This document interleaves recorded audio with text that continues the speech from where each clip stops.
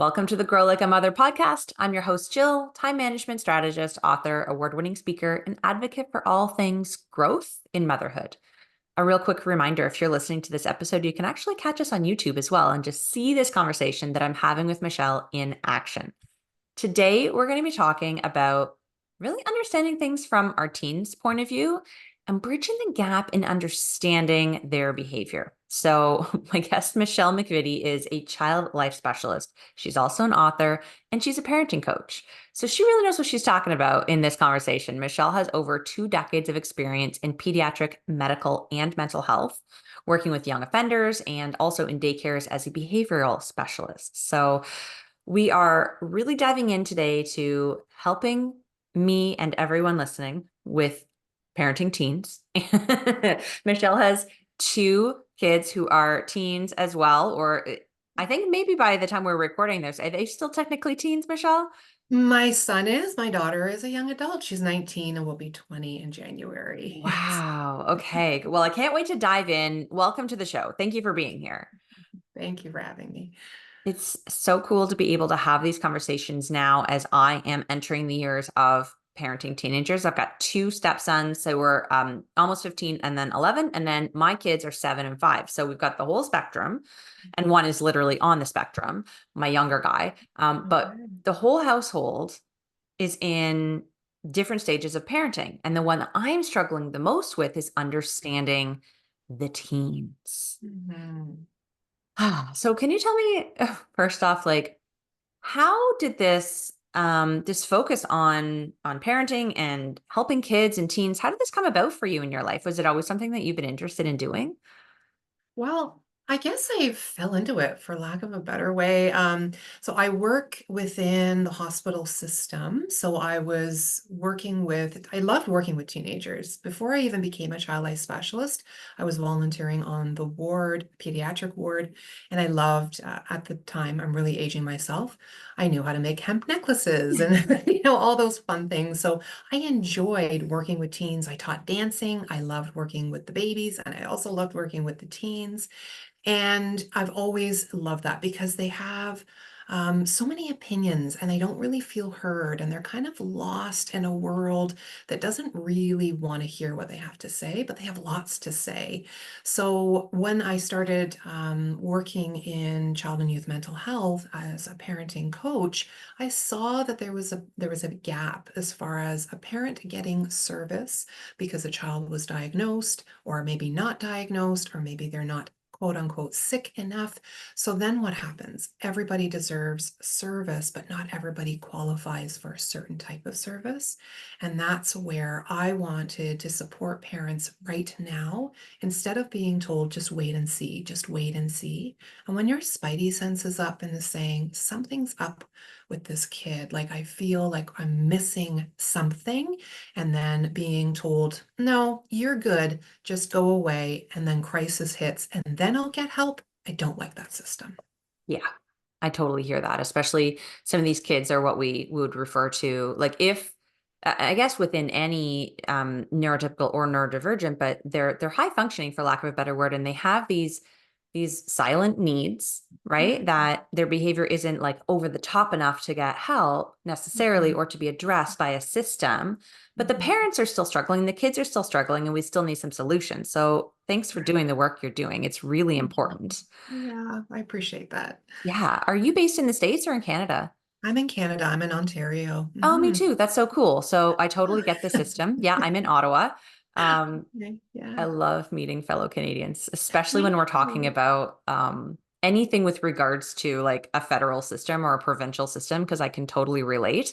Um, that's Mhm. really neat. So I'm curious to know, in like you've been doing this a long time. Have you Mhm. seen any shifts in terms of like generally generationally? Because we talk a lot in my friend circle, in my circle of parents, like my non-professional life. We're having these conversations about like Gen X's versus Gen Zers. And I'm a millennial, but barely. And so like, how do these generations differ in terms of their teen years? And is it all tech-based, or like is there more to it that we need to understand? Yeah, I feel as though there's quite a generalization of it's all because of social media, and I'm not taking that away. Absolutely, social media affects me. I have a hard time with focus, and then something pops up, and that's more exciting than writing a report or working on my next, blog post. So let's see what's happening, and then I dive in. And then also there's more opportunities to see what's happening out in the world, getting information, noticing that your friends have been out for the weekend and they're posting all over social media, and I'm getting nobody here, right? Like no one's messaging me, I'm by myself. So it can really be difficult. But essentially, Aristotle was saying how horrible teenagers are and how they're ruining their children's lives. So this is a theme that has been going on for centuries. And what I see the shift in is parents noticing that things can be different. Sometimes what happens though is it's all well intentioned, and we kind of go the other way where we're over accommodating, over validating, expecting that the system accommodates their child's needs exactly, that no child misses a birthday party or is not part of a group chat. And then we're kind of forcing that everybody just comes together and loves each other. And it's not always realistic. And then it causes this, yeah, this unrealistic notion that when I need a break, I get a break. And the teacher better give me a break right now. I want to be part of something, so you have to be nice, and everybody needs to be my friend. And then we're missing those pieces where we can say, okay, what is going on here? And why aren't you part of that group chat? Or what's happening that you're so rigid and stuck that you're really tough to get move forward? And what are we doing at home? So there's more awareness. There's more parents that are saying, okay, I'm going to do something now. I'm noticing something's going now, but the lines can really blur. So it's shifting, I think, for the better in lots and lots of ways.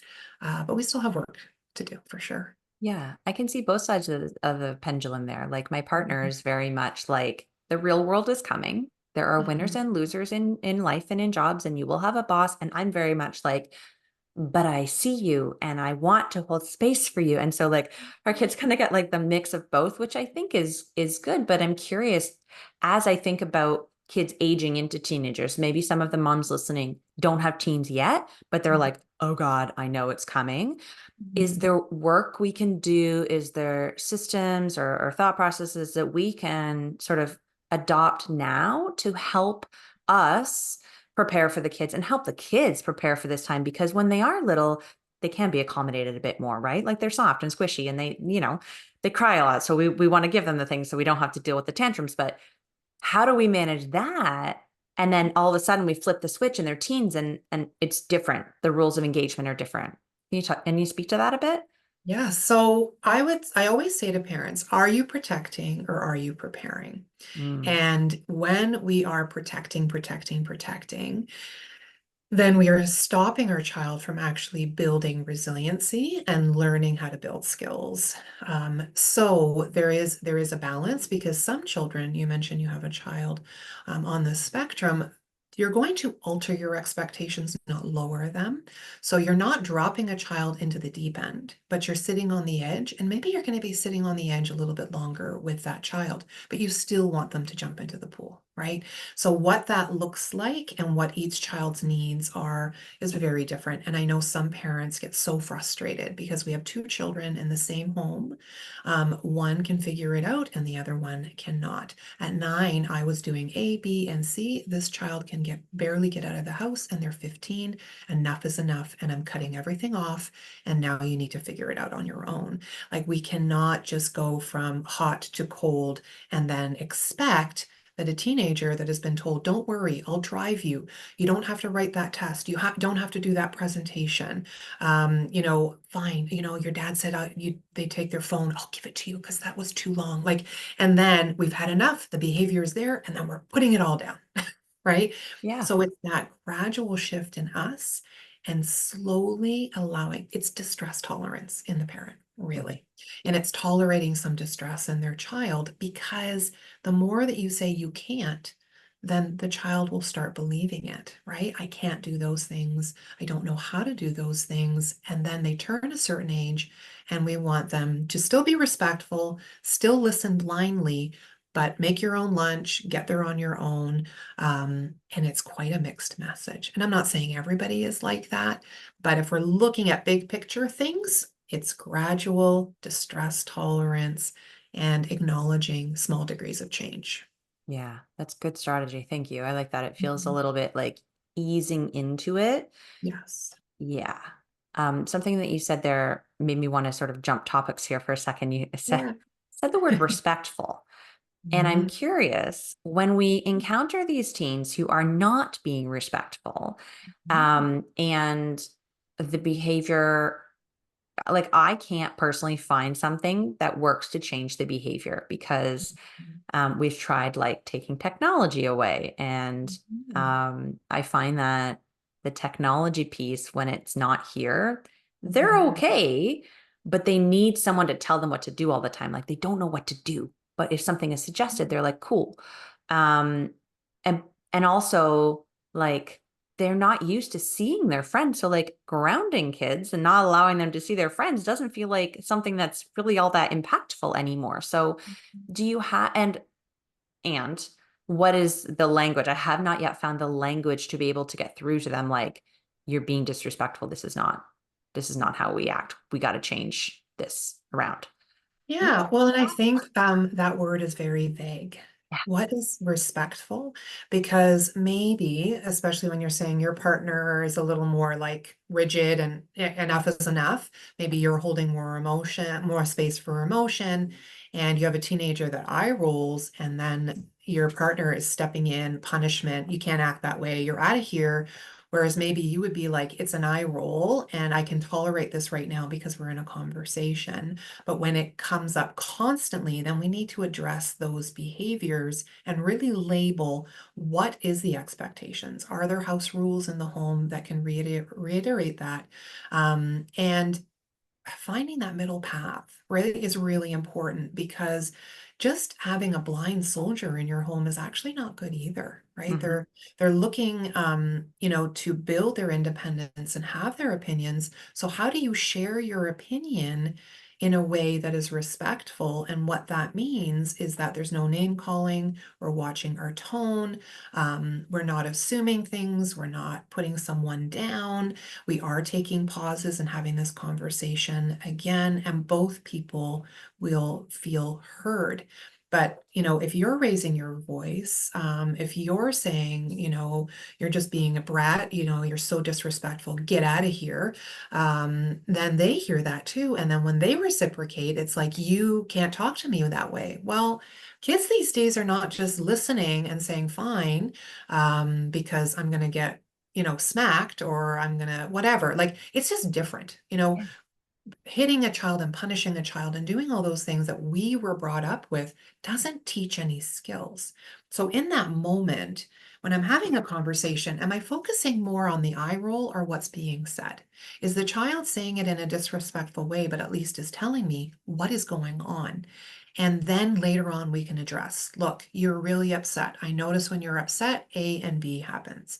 That, we get shut down by a lot of these rules and punishments, and we actually are not making change. So what needs to change? How do we talk respectfully? And that's setting clear and kind boundaries in the moment to say, you can be angry, but you cannot talk to me that way. But we have to keep our cool as well. And we're human, Yeah. right? We are human. How do you do that? It's really tough sometimes. Yeah. And I think a big piece of it is really understanding where they're coming from too, right? Like we haven't lived as parents, we haven't lived in this generation. We don't know Mhm. what it's like to have been through COVID Mhm. as in our developing years. We don't know what it's like to have always had a cell phone at the ready, right? Mhm. We can remember being a teenager and knowing it all and what that feels like and wanting that sense of independence, but still maybe needing a bit of guidance and support, right? But trying to put ourselves in their shoes can be difficult because we can't imagine what it's like, Mhm. right? Yeah. they're so unique in their generation. They are, and they're just unique children and teens that see things from a different angle. So I really do a lot of collaborative problem solving and emotion coaching with parents because, I get, so when are you going to see my child? Well, I'm not going to tell your child to start listening. It actually comes from you. You're the one that has to be consistent. You mentioned before they're not doing things on their own. Well, that's because majority of adults are doing the task initiation for their children. Do this, do this, do this.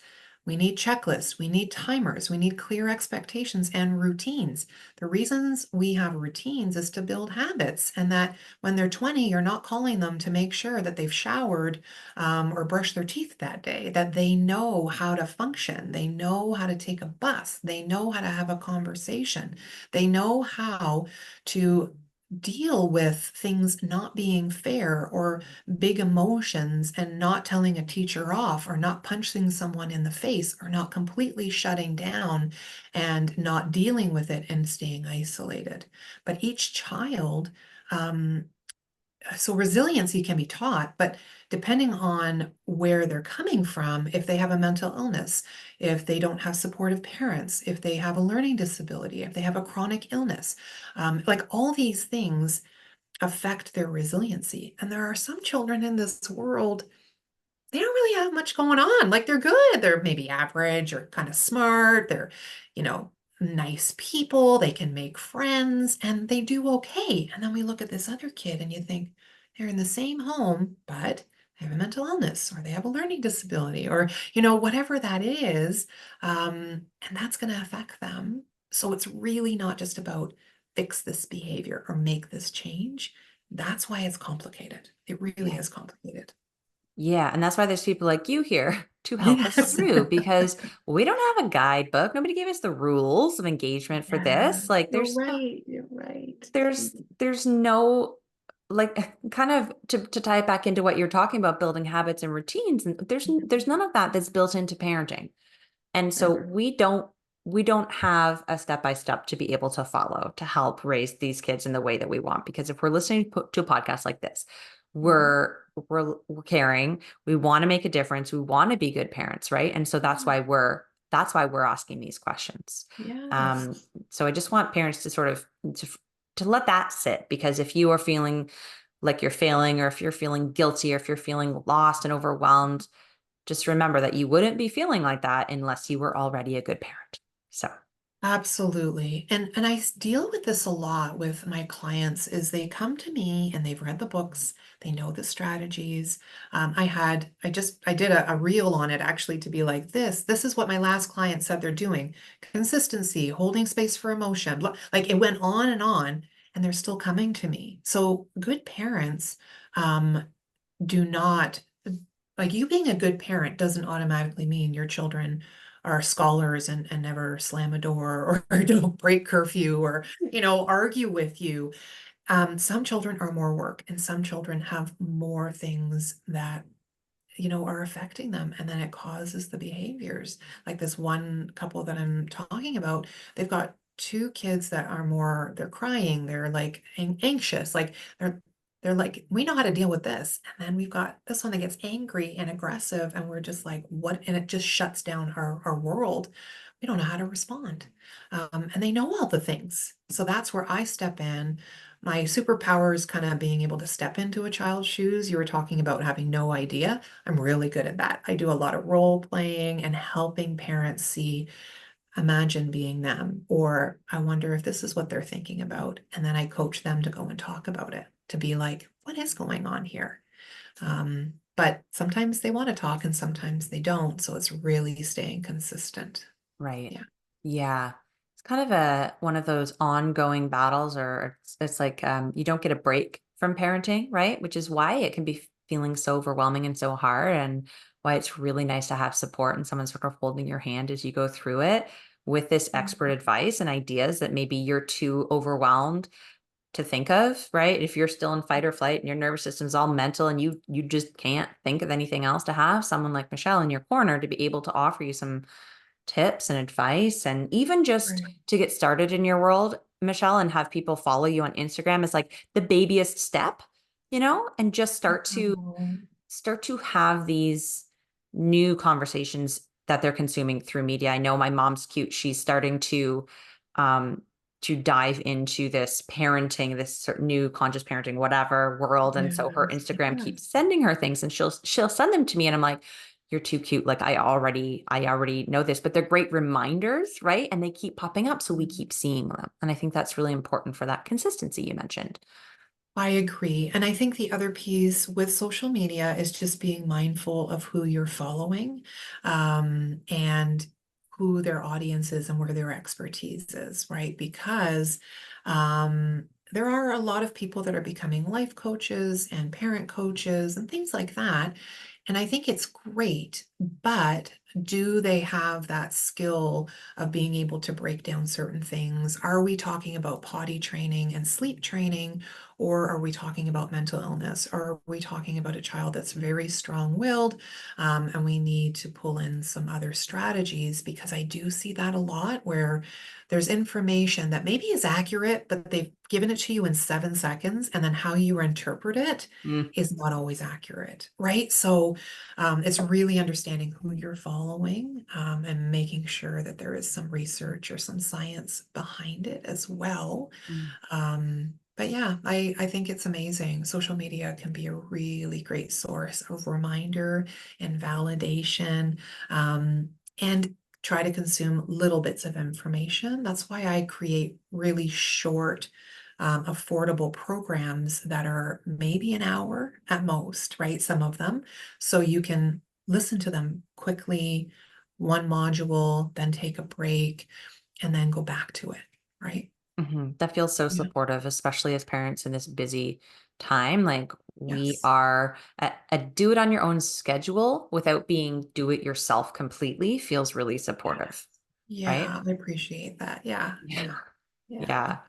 Yeah. One thing that I just want to ask you about before we wrap up here is this distinction that our teens have to make when they are consuming things online between what's real and what's not. Because I'm seeing a lot of blind belief in whatever's on the internet. Mhm. And as a generation who grew up without the internet and with the internet, I can more easily decipher what is truth and what is not, and ask questions and be a little bit more discerning. But how can I be supportive of a child who doesn't have that ability yet? Like, how can I encourage that as a parent? Well, you said it, right? So what you're doing, you want to transfer those skills. You're problem solving, you're doing some fact checking. You're like, because I've watched the internet as well and been like, wow, like when someone talks with authority and they're like, if the moon is made out of blueberry cheese, and it's like, absolutely, this is what we need to do. And you're listening and you're like, oh, I had no idea. Like, did you Yes. know that this is a fact?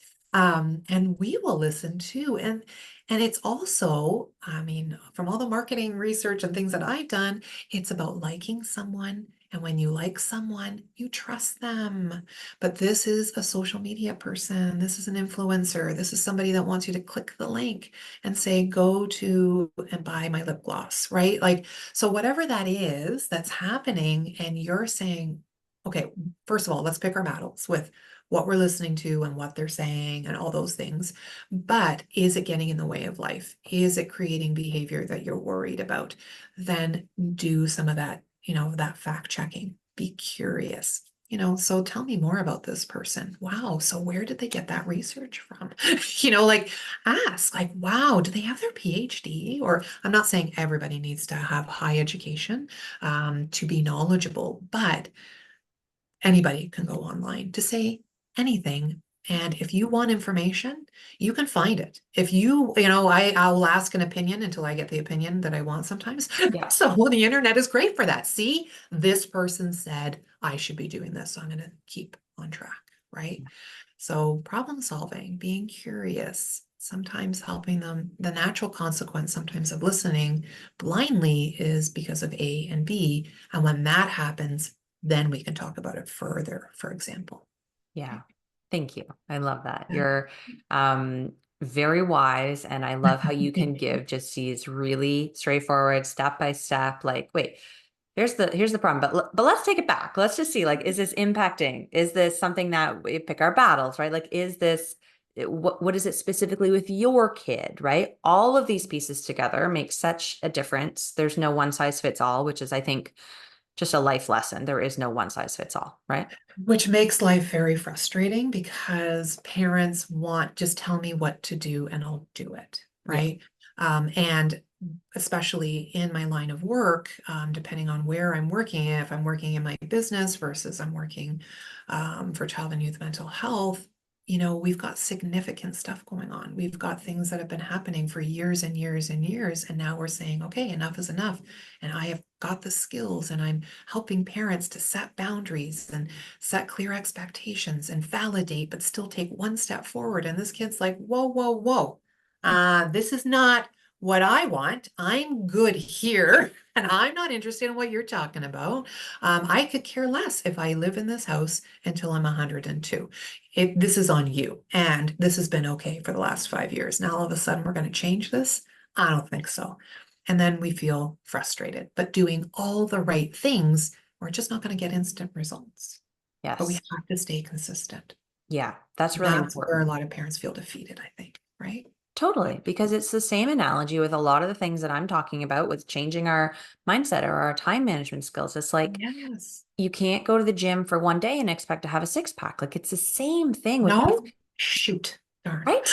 I know. I know. I read that on the internet and I Yeah. thought I'd try it. Yeah. But